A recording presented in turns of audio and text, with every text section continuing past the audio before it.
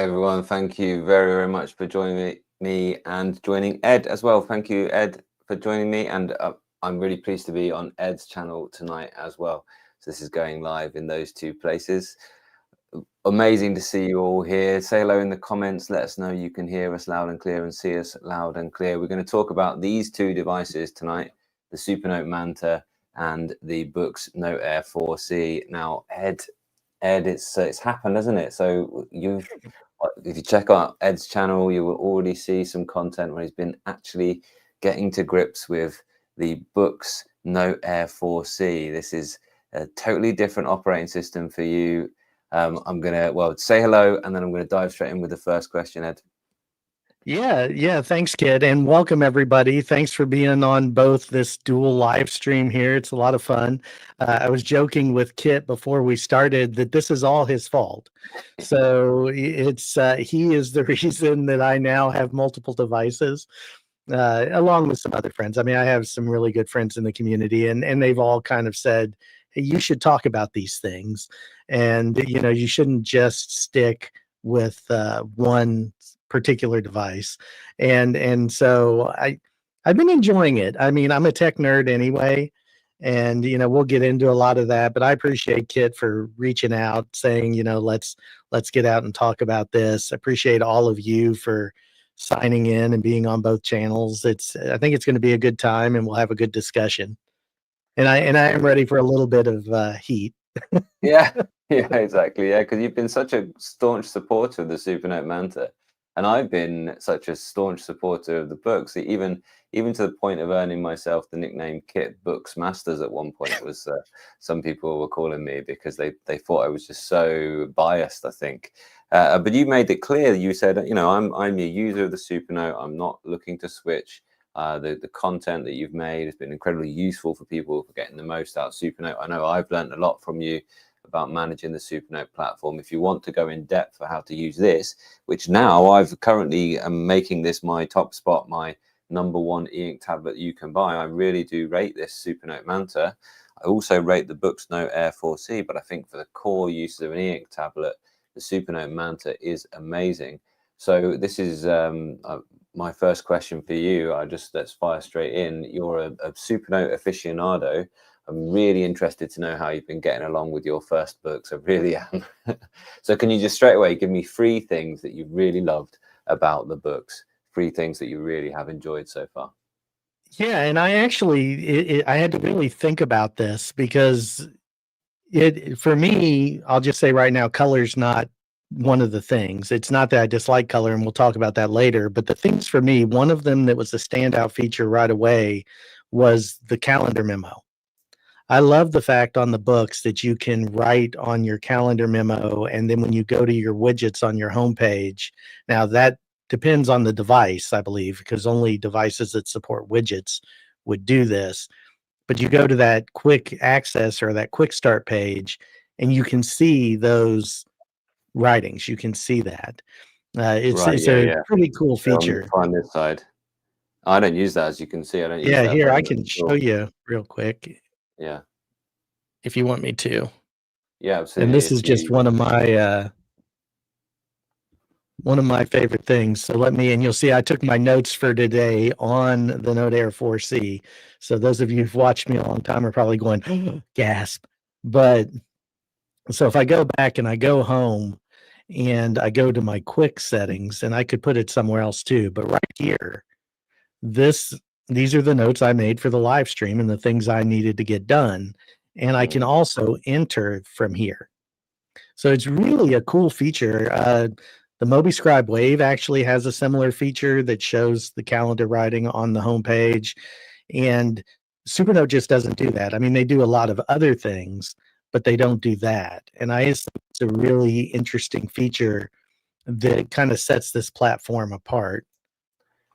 Yeah, fascinating. One of the things I've always thought about Supernote is they don't really have a homepage view. I mean, that homepage is really, it's just kind of the slider view, isn't it? And that, I mean, that's been a sort of a good thing. But I always think the Supernote homepage is just that slider in a way.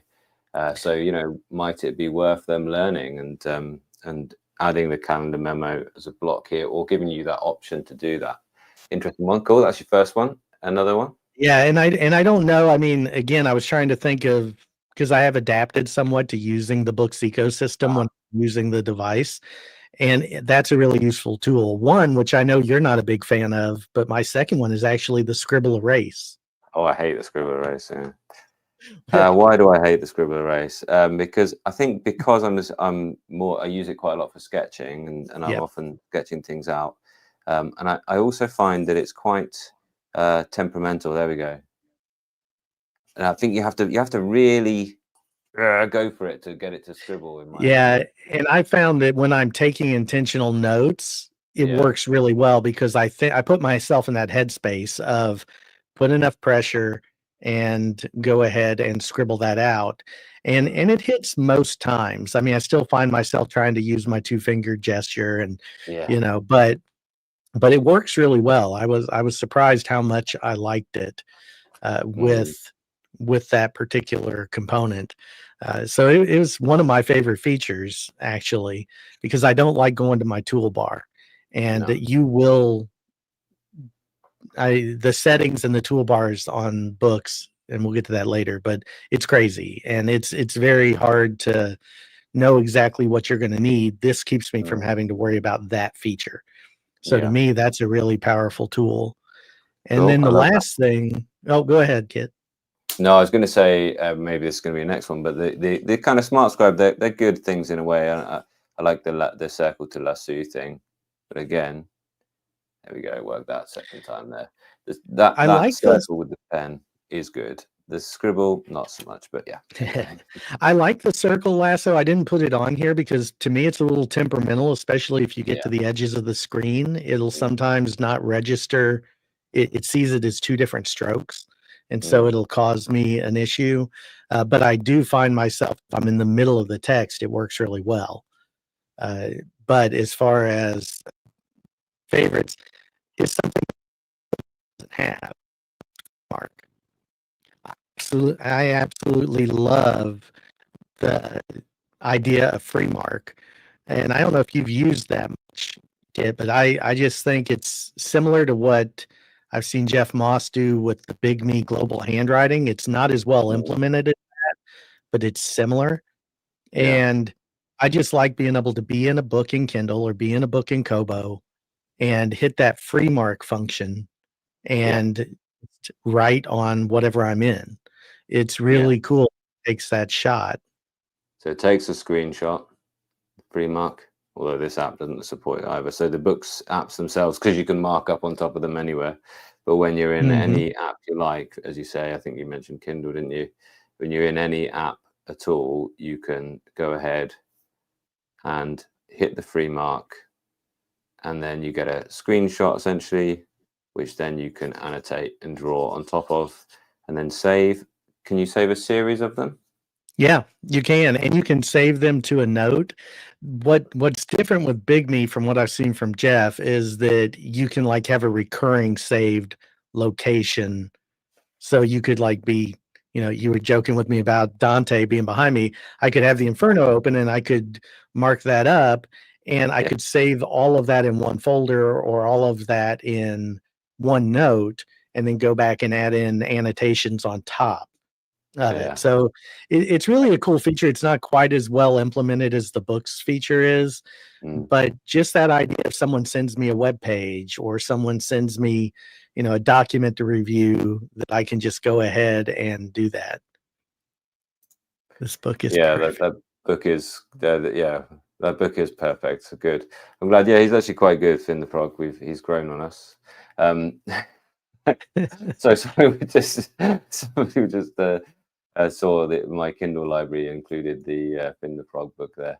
Awesome. Hey, kid, And I thought it was really funny. I don't know if you spotted, but check behind Ed there. And I don't. This wasn't by design. Behind me, this is my copy of Divine Comedy just here. Ed's got his on his book stand just there. We're influencing Ed, but we're really influencing each other more than anything. One reason I love this book stand was thinking about your book stand. It's something we talked about quite quite a while ago, wasn't it? Your amazing rotating book stand. It's a real thing of beauty. And yeah, having the different books on there is just something else. I mean, yeah, it's really nice, and I mean, it just glides, and it's I love it. It was I think I've told you before, but everybody may not know. My father-in-law actually made that from the original plans for Thomas Jefferson's revolving book stand. So it was the gift he gave me when I graduated with my doctorate. So it was pretty cool.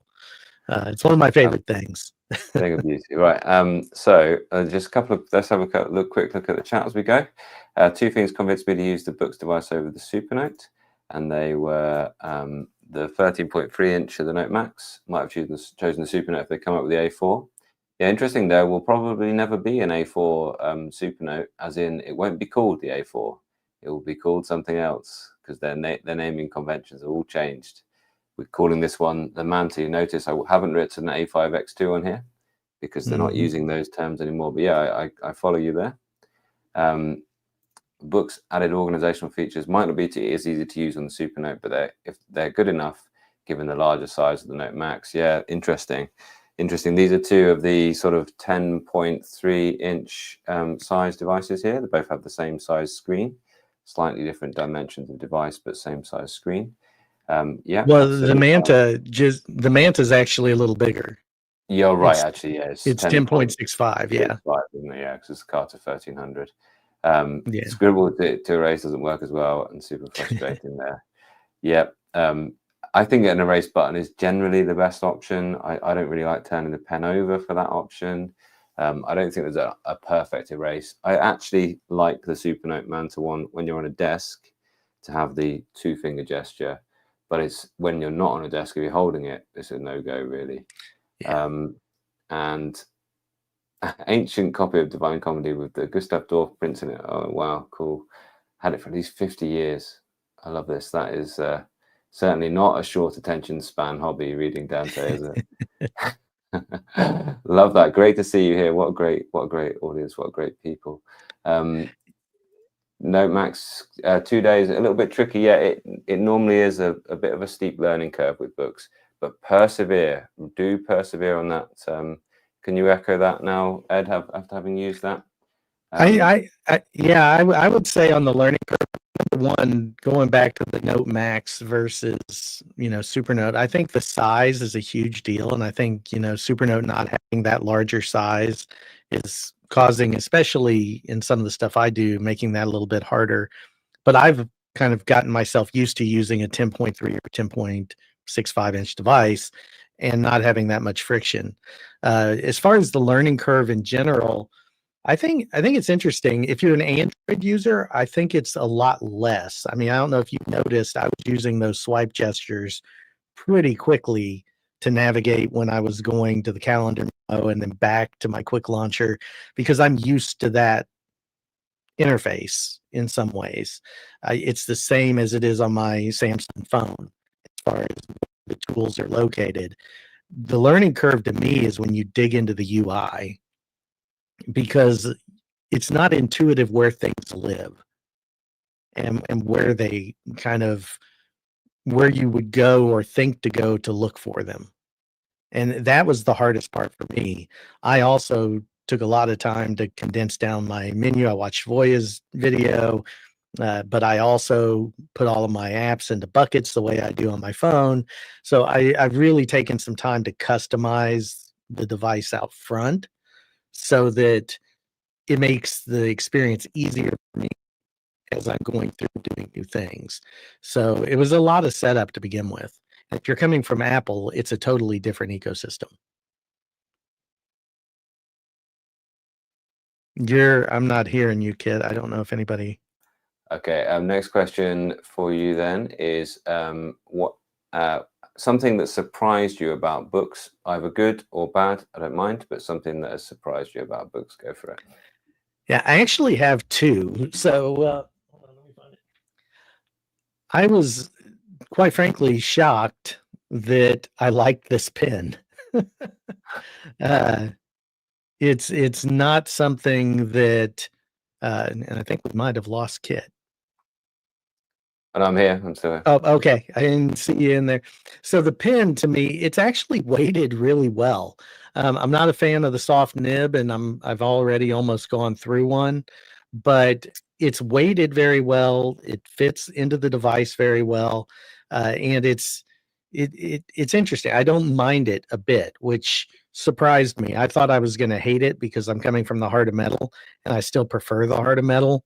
But I'll show you on the device real quick the other two things that kind of tied. Or I'll show you one of them. This case, I love the fact that it does the origami thing, but it is so heavy. And that's because these magnets are so strong, you have to tear it out of the case when you want it to get out. And I don't care for the flap, but it makes this device, I would say, one of the heaviest pieces of equipment I've ever carried.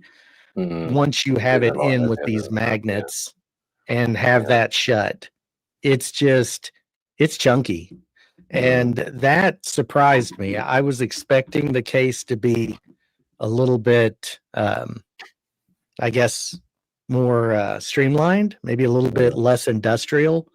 So that surprised me quite a bit as far as how heavy it is compared to something like the Manta.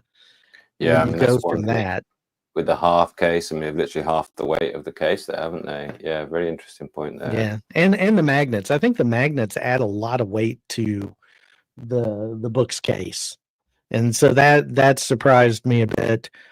And the other one, which I can't really show on here, let me get back to my screen, is the app experience. I was kind of surprised that the Boox app wasn't more developed.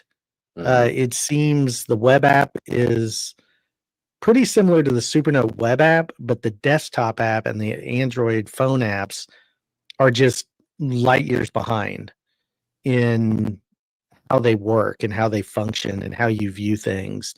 And that was a surprise to me. So that was, the bad was kind of a tie between the two. And I would say, if I added a second good thing, it would be that I was surprised my learning curve wasn't worse from the Android side. I'm still learning the actual UI, but the way that the tablet functions at that kind of broad level was a lot easier. Yeah, Once I you think dig this. into the menus, it became harder. Yeah, this comment, is quite telling there. I spent quite a time trying to make the Boox Android look more like my phone. Like, if you're used to an Android phone, then you kind of you get used to the way around an Android. But you're absolutely right. So it's the depth of the Boox menus, and it's kind of like everything you need kind of ends up being in a more menu. And then when you get in the more menu, you've got like 2 pages of menu items. It's because they want to give you the options, I think, which is one choice they've made, and whether that's the right choice for you is another question. But I mean, I probably a bit like Jay on the side of I want the option to do the things, rather than it just be easy but limited. The kind of intuitive app design is an interesting one. I was using my wife's iPhone for something the other day, and I was like, where's the thing to go back? Where's the back button? Why is there never a back button on an iPhone? And what it was is where you hold it down and you swipe it away, and then that's back.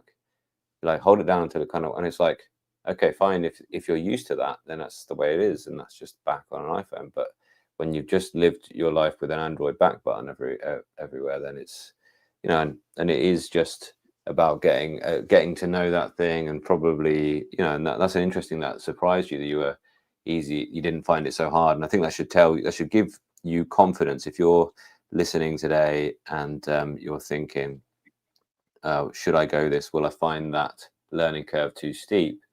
If you're used to Android, then it should give you confidence that Ed says he hasn't had a large learning curve going to Boox. But you're right about those menus, mate. It's just when if I go into a menu, like that's a menu, that's a menu, that's a menu. If I had to go there to get back into this menu, and there's more there, and then there's other menus. Each of these are menus, and there's menus here. There's menus for the apps. There's menus for in the settings, there's just menus, and there's an e-ink center to get your head around. You know, there's just so many options.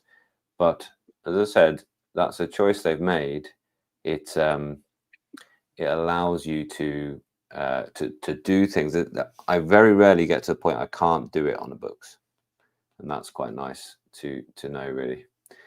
Cool. Yeah, and I think, you know, to kind of the point of why it took me so long to customize mine was because of the fact that once you customize, especially the floating toolbar, you have to go into customize if you want to get to those other things that you didn't put on there versus the Supernote experience, which the more is the more, and then you still have access to the tools, but it's a far less robust tool set. And I think that's worth pointing out that, you know, to your point, if Boox allowed for, you know, this constant, you know, more, the toolbar could grow exponentially. And even within toolbars, you have more toolbars. And that's been the hardest thing for me to learn is what do I know I'm going to need all the time? And I condensed my toolbar on Boox to deal with that. And once I do that, it makes it much easier to use unless I need something that I wish was in that more category, because now I have to go and, you know, kind of find it or customize the toolbar just for while I'm working on that thing. And it can get a little unwieldy, but the interface itself isn't as daunting as the native apps, I would say. The native apps is where you really get into that clunkiness and where that learning curve really kind of I agree with this. However, the kind of like the reading app is so it's so much here, but it is such a powerful reading app. And I think the Notes app, I think the Notes app they need to develop, but the reading app is the best reading app, I think, on e-ink, because it takes you a while the first time you go, and I'd be interested to know how you go. I know you use a lot of PDFs. I know you mark up a lot of work, and you're reading a lot of students' work, reading a lot of papers and things like that. I'd be interested to know how you go after living with this PDF reader for a while, because there's nothing that like comes close really to the sheer level of functionality. But the first time you have to find each of the things you need it to do, that will be a pain. But once you know your way around this, and I don't know my way around it, it's a bit like Photoshop. You know, I don't know if you ever use proper Photoshop, but it's such a heavy program. There's so many options, and I am a proficient Photoshop user who probably only ever uses about 5% of the tools that there are in Photoshop, because I just don't need them. So if I go into that toolbar, that menu, it's the same with the video editing software. You know, there's so much of the Premiere Pro. You know, it might be a bit more like 15% of Premiere Pro, but like there's still, I only scratch the surface, but it does what I need it to do. And I think that's one thing. I think when people get something complicated like the Boox, and to a certain extent the Manta, and I know because I've had these conversations with people who've got the Manta, is like, but there's just so much that I want to know all it can do, because I'm kind of afraid of missing out on something. And I say, well, what do you want it to do? What do you need this machine, this device to get you? You know, you need to process your thinking from A to B. You know, you need to use it to do this sequence of thinking, to manage your knowledge in some way. And if it can do that, then you're a successful user of it. I say this to people at work. I say they're worried about their use of computers. Oh, I'm a terrible user of computers. And I say, well, can you make that machine do what you need it to do? And they say, yes. I said, well, you're not a terrible user of computer then, are you? Because you can drive the computer. You can make it get you from A to B. There might be some things you could learn that will speed you up or make things better, but you learn them when you get to those hurdles. And I think that's the case with Boox, really. I just think they need to think about that journey and enable it a little bit more smoothly for people. And yeah, you mentioned Voya's great resource, Better Books Guide, great idea. Learning to understand what there is and just remove the things you don't want, so they don't clutter up your thinking. Well, and I would add one thing there, Kit, that I think, you know, you've heard people refer to Remarkable as the Apple of e-ink. Boox is kind of the Adobe. So I think Yeah. you made a really good point there, because Adobe, especially for those of us who remember some of their older systems, Mm. were a menu-driven monster. Monster. And it was just menu after submenu after tool after tool. Mm. And it's gotten Oh, better over the years, but still that yeah, but way. yeah. And I think that Boox is kind of in that same vein. It's like we want to give you everything, Mm. but there's not a great system Yeah, without just trial and error to correct. know what you actually need in the moment. So I think that's a great Yeah, yeah. analogy. And I think that's especially fascinating. from someone in the education space, it makes tons of sense. Yeah, yeah. And I think, well, Adobe have given the world Adobe Express, for example, and I see kids using that at school, and it's like Photoshop Express. It's just like incredibly cut down web version, but it's just like, here's the basically we've analyzed what people use 90% of the time, and they said, for example, um, about 90% of the time people open up Photoshop is to remove the background from a photo.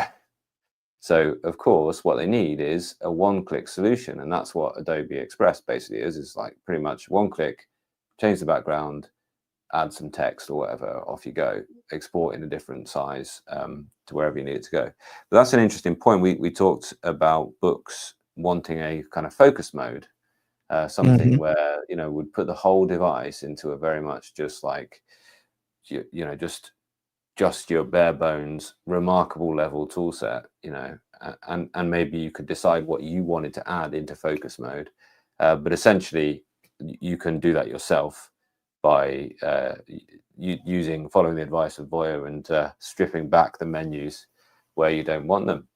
I'm going to look at just dive into the chat just for a moment, then I'm going to ask you our next question, my man. Yeah, so great. Thank you very much, Aaron. Good to see you here. Thanks, Yeah, Aaron. yeah, I think that's a really astute point there. Thanks, Ed. Appreciate that. Yeah, and then Jay mentioned the toolbox and the beta. I haven't played with that yet, Jay. I have the betas. I'm on betas on all of my machines, so I will be playing with it. I will say that the new Supernote Digest is crazy. And Kit, I think you're going to love it when you start talking about academic PDFs.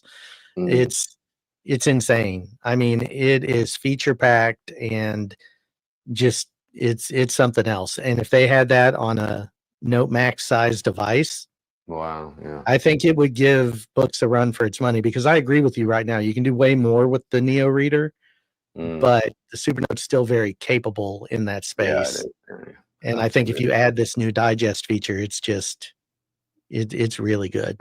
Yeah, I'm interested in this little thread in the comments here. Sorry, it started with Juan, yeah, saying, anyone enjoying using Boox? It looks to me like the experience of it is far from great.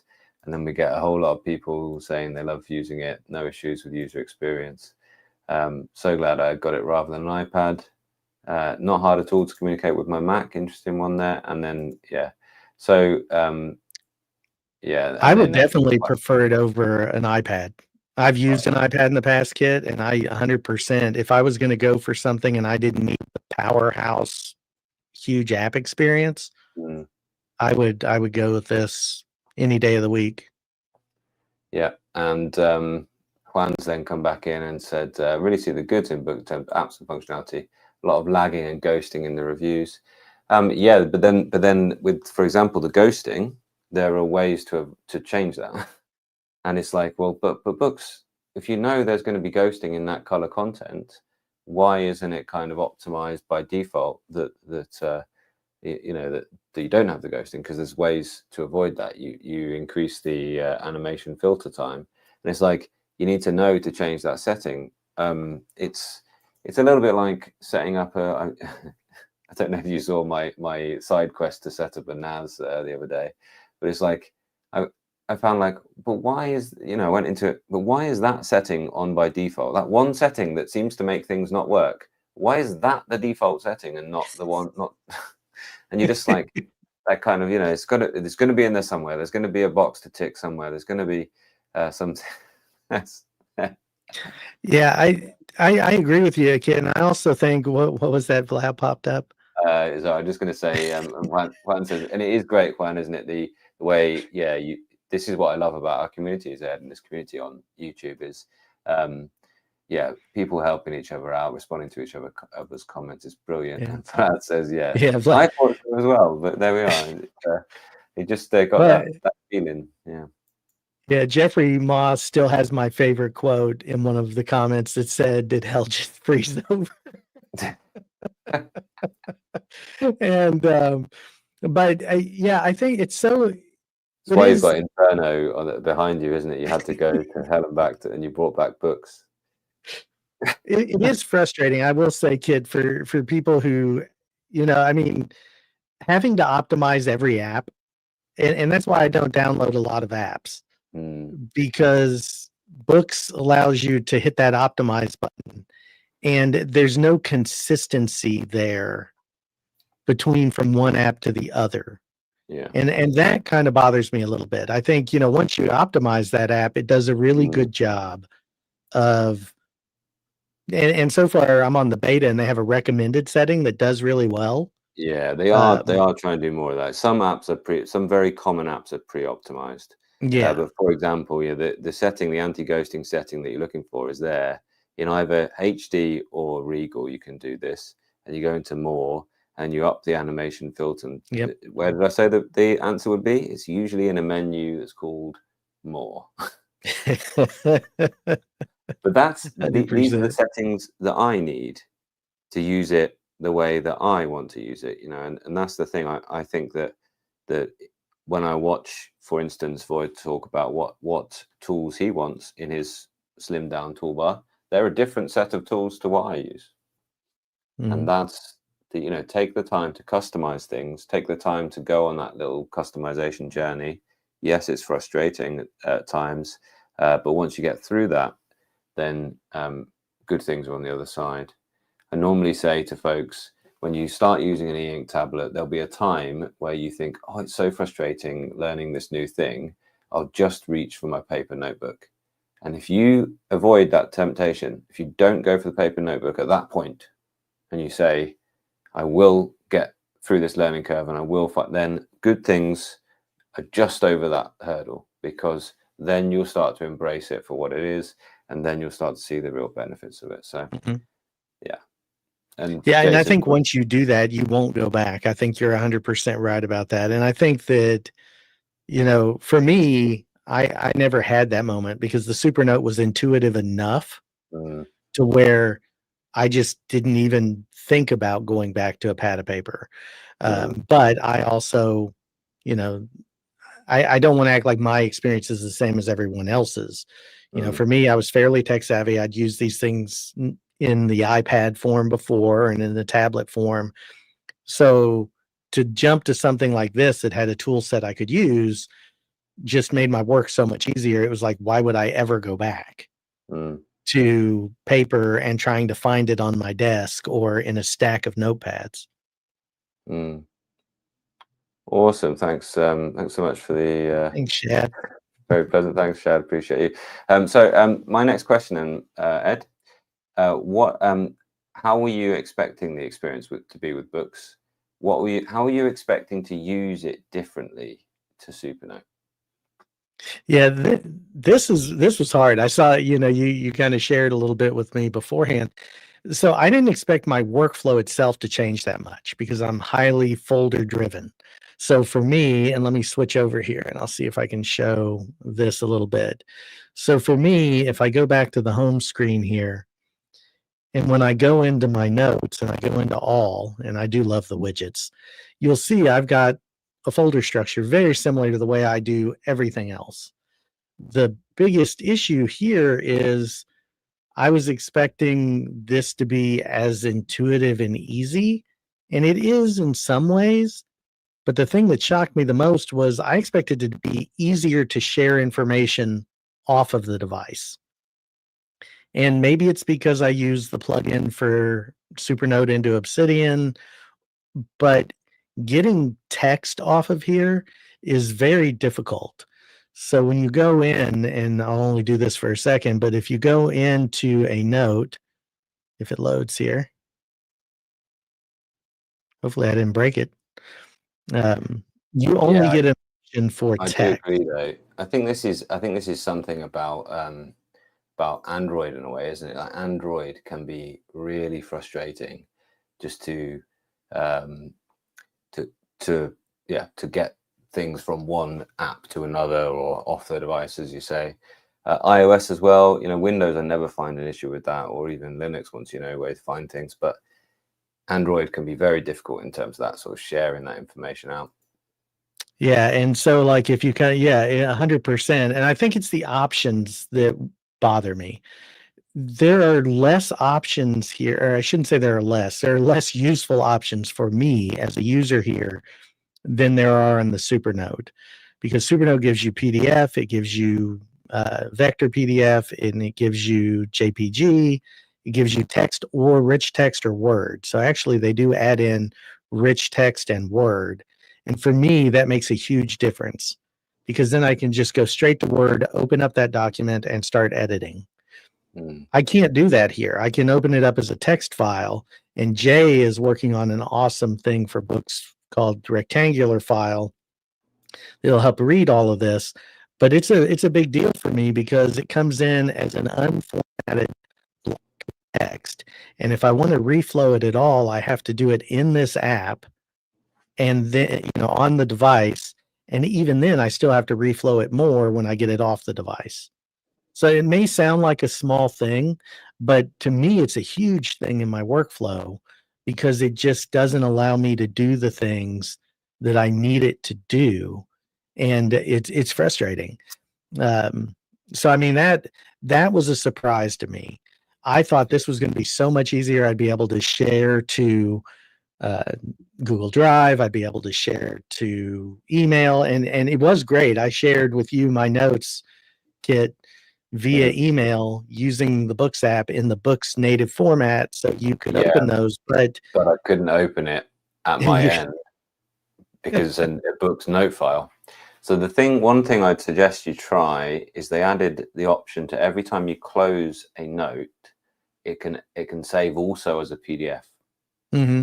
And then you sync to Google Drive, and you've got all of those PDFs in your Google Drive, so you can read them on any machine. It might be worth looking at that.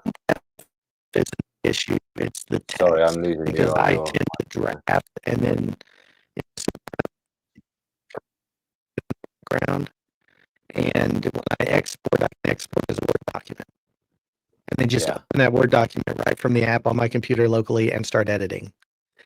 And so that's the difference.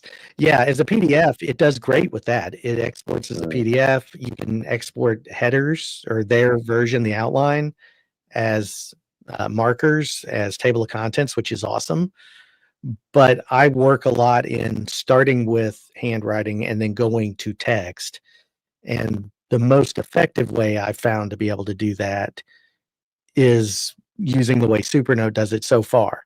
Now, that may change, but again, and that's a very specific use case. So I don't want people to think that, because I do it this way, that's the only way it can be done.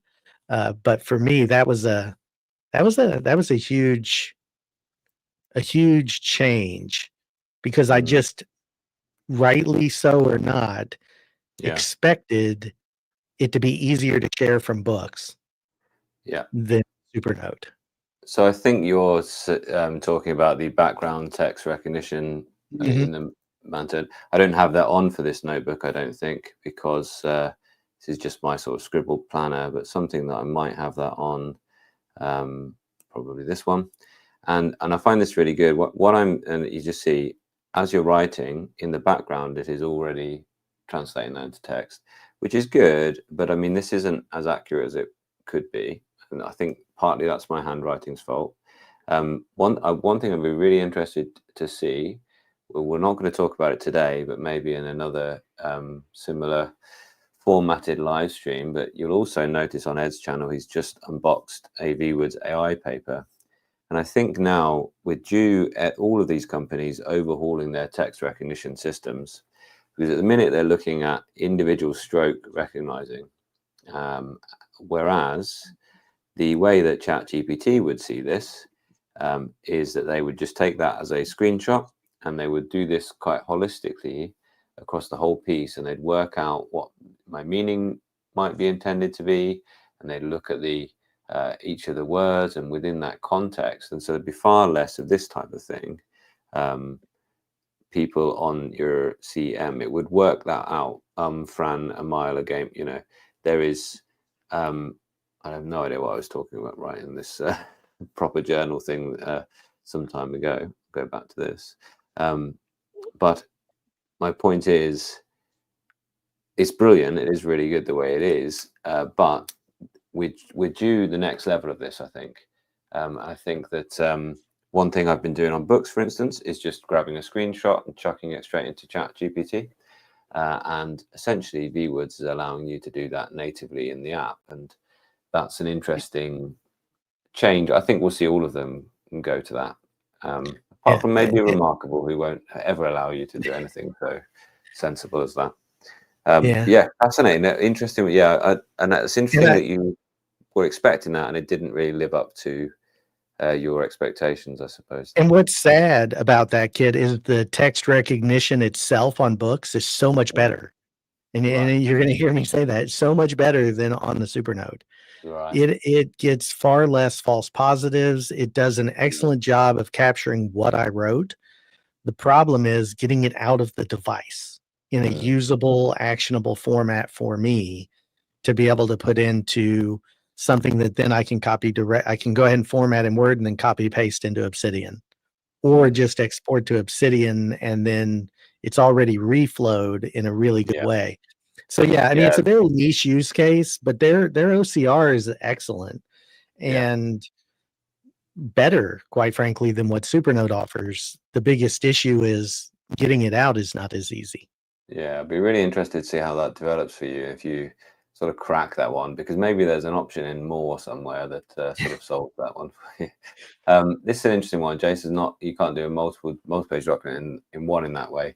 No, although you could export as an entire PDF, and ChatGPT, if you send it a PDF up to about 10 pages, I don't think there is a limit. I'm pretty sure you could transpose it that way. And ViWoods, they allow you to do it in a meeting notes for more than one page now. And I asked if you would do that why can't you do that in their notebooks? And they say that's coming for ViWoods in notes. But anyway, we'll leave ViWoods to one side because we're comparing these two right now, and I'll let you get your head around that before I quiz you on that one.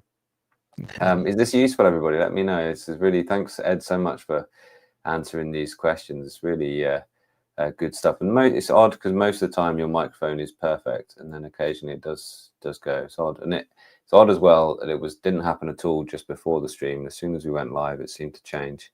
So apologies for that, but you've been fine. So let's not worry about it and fire on. Okay, so what about Color Ink then? That was the next one. Is it your first time with Color Ink? It is. I haven't experienced it at all. So, and I think I mentioned this in the original video that I actually was more interested in the Note Max because it was something in the size format, and Boox was great. I mean, we had a good back and forth, and they said, well, we would really like your thoughts on this tablet. And so I was like, okay, yeah, I'll take a look at it. And I'd seen some of the reviews. Color to me is nice to have. Like when I notice it, it's really cool. If I'm looking at something on the web, if someone sends me a picture, it's more like newsprint, which I actually like. That callback, that kind of nostalgia to the way newsprint looks. And so I enjoy it. I don't use it though. So I'm not actively using it. So you'll notice none of my top 3 had anything to do with color. Yeah. Because I just don't use it. I don't use it to highlight because yellow's all I need. Now I know a lot of people color code, and that's great if that's the way that you do these different things.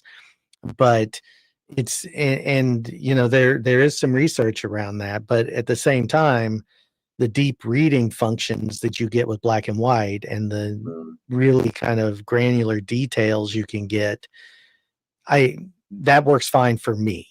So I'm not saying that there's no point to the color. I think if you're highly app driven, or if you're using something, and you've made the point before, Kit, that distinguishing even between the app icons makes a huge Yeah, difference that's in what I having was the just kind color. of.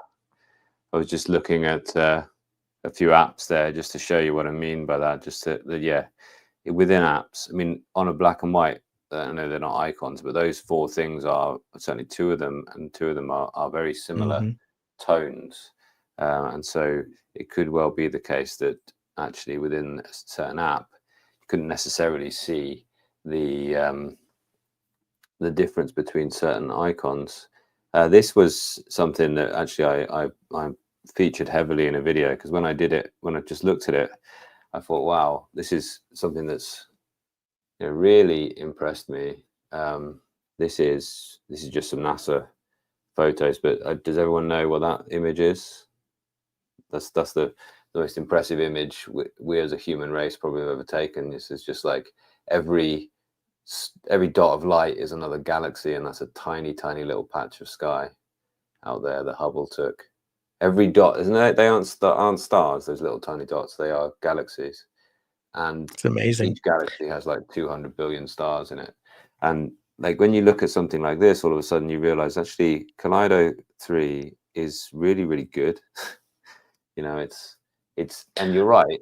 And I don't think you have too much of a penalty now in reading on black and white on yeah, it's called the ultra deep field image. So there's two main ones. There's a deep field image, and then they did it again, and that one you just saw was the ultra deep field image. And deep field means like they thought that area was empty.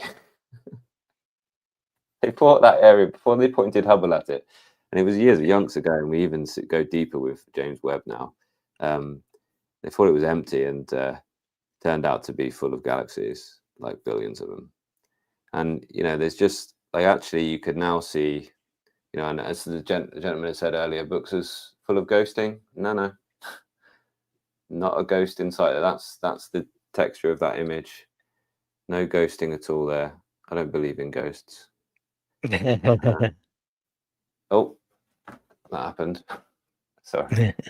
I'll let you fire on. And I would say about color too is I am impressed with it on the device. I think that when I see it, it's like, oh wow, that looks so much better because it's in color. But at the same time, I don't use it in my workflow. For those who do, I think it would be even more meaningful. If I'm going to look at something like an image or a photo, a lot of times that's when I'll go to my phone or I'll go to my computer and I'll want to look at it in that full vibrancy. But if I'm just scrolling news, if I'm on CNN, if I'm on Google News, whatever it is, this gives me another alternative that isn't going to look like super bright or vibrant, but is going to be much better than I thought it would be. I mean, I've seen you, Kit, demo this for a long time, and I really liked your recent video on this in Gallery 3, and I think this looks much better personally. And it's just, and seeing it in person reinforces that. You get the contrast. That's the thing. Like, actually Gallery 3 would do a good job of these because these are deep blues rather than blacks. But the thing is that you do get proper blacks on here. And so, yeah, I mean, it can really, it can perform. It really can perform. And it's just a matter of, the company that's getting the most out of it is Boox. Big Me aren't far behind doing good things with Kaleido 3 as well. But like, it really can. I mean, that's 150 ppi color, 300 ppi black and white. It's looking good, right? And yeah, you're absolutely right. If you don't need to do this, then you don't need color. If words are the things you need to manipulate, then you don't need the color, except maybe with the app icons. But fascinating. It's fascinating, the future for it, and it is certainly true that I've got the lights way up here, I'm sure, which is not nice. Yeah, see, they are maximum. But actually, as I said also, and that's pretty horrible now with the lights off, and the lights here are bright. The lights in my room for the cameras are really bright, but if you seek out like sitting next to a window or something, then the whole thing just lights up, and you're like, it's even better than that's far better. If you want to sit outside on a reasonably bright day, it looks way better than this even. Oh, Mm-hmm. Yeah, and that was kind of the finding the right, and this is just somebody coming new to this whole thing, finding the right front light balance was really important, because originally I just went mostly cold because it made it brighter. But then, and I don't know if anybody else has had this effect, but when I was writing, the angle that I was looking at my writing made it really glow blue. But if I moved my head and looked straight on, it looked gray, just like a regular e-ink screen. Yeah. But then when I added a little bit of warm light, it took that away. So I do mostly cold and a little bit of warm, and it looks like that's how you had it set. Yeah, that's how I have it. And that takes away that weird disjointed visual optical effect. I don't know what that would be called. I mean, it's probably in your realm, but you know, it's just this weird optics, because it almost looked like it was glowing unless you were looking straight on. Then it looked normal. And then you add that little bit of warmth, and it changed up that dynamic. And I enjoy writing on this thing. I really do. Not as much as I do the Supernote, because I think it's the nib screen combination. Oh, yeah. It's not bad at all. Yeah, it's the best. Yeah, exactly. The Note series is not bad. Supernote is the best, though. The writing on the Note series is certainly not bad at all. Okay, then the big question, and we're gonna leave the stream in a minute. This stream is going to stop in about 5 minutes or so. We're going to be back. We're trying something new, Ed and I, and as a sort of first go, we're having a bit of a sort of what do we call it? A debrief maybe, or a bit of an after party, and that is available to members of the channel via the members tab. You can see another live stream starting straight after this one, and when you go into that, you'll see that actually it's an invite to come on the screen and talk to us, and talk via video as well, and get involved. It'll be a bit more of a calmer, slower paced, gentler chat, but if you've got questions, great way to get them answered there as well.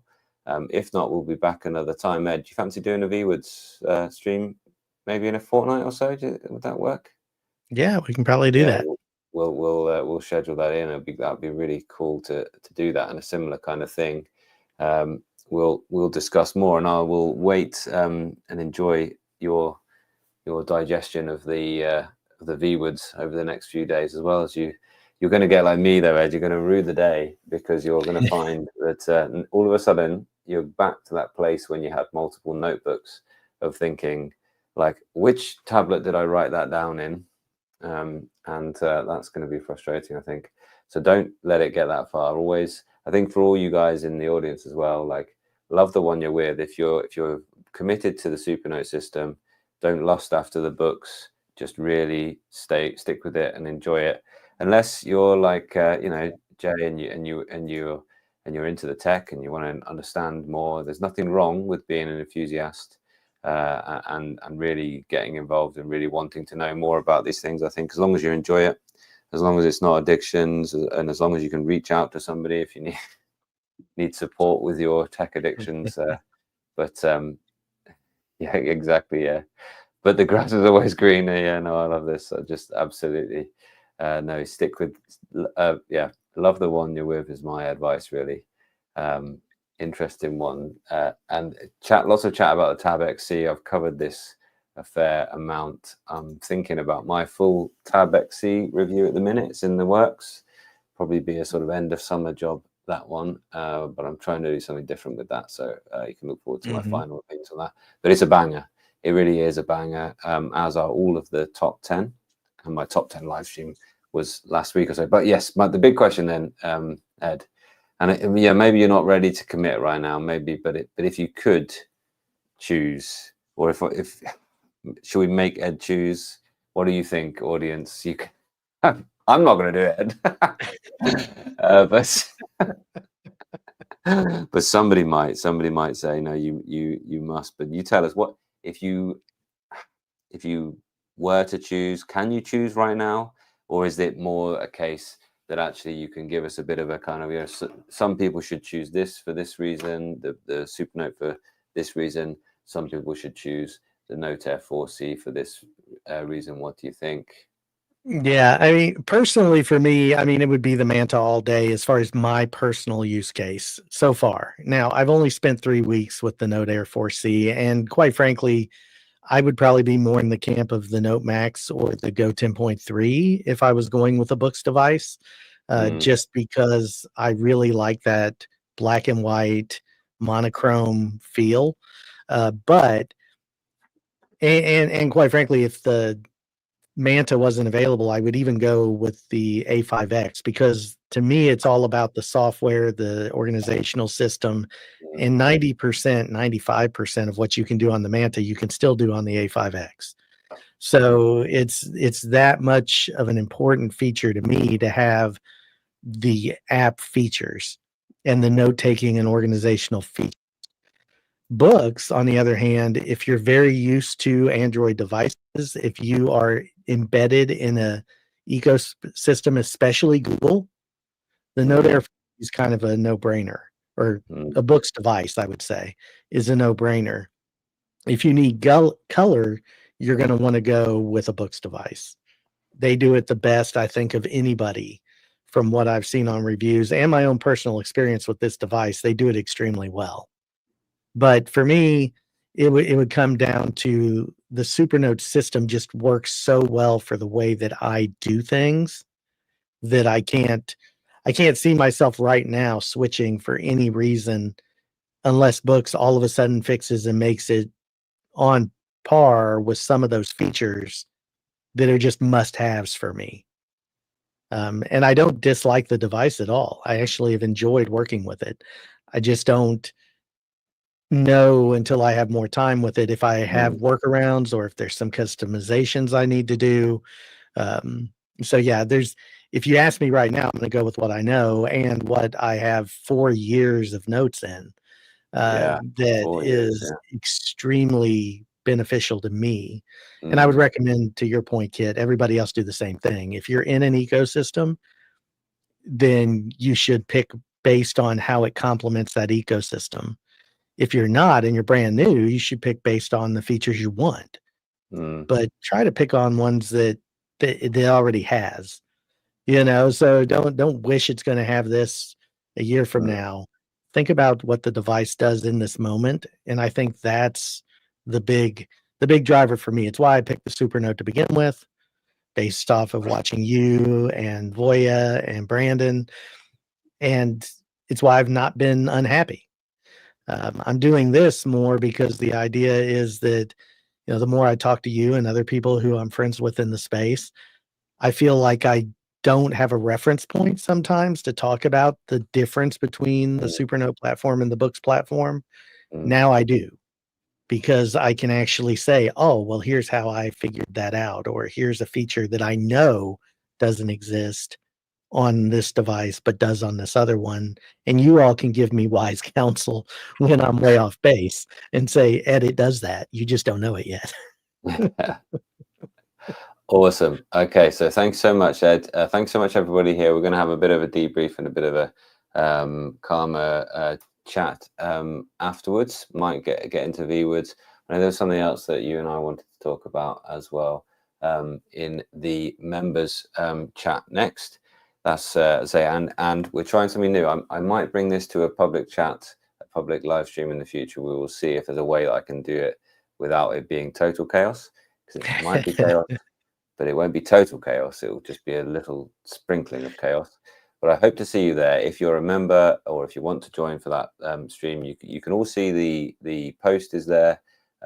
It's something like come join in the chat. And if you are a member, then you can go to the community tab and you should see a link, and it will come in here just like you're joining a Zoom meeting, and we will see you on the other side of that. And I will see you all again real soon. Okay, Ed, anything else you just want to say, just to say good evening to everybody? Yeah, no, just thank you all so much for being here. Thanks for having this conversation. It's been a blast. It's such a great community, both the people you work with, like Kit, and the people who support all of us that are doing this work. It's just a great place to be a part of. So appreciate you all being here. Thank you so much, everyone. I'll see you all soon. Thank you. Thank you very much once again.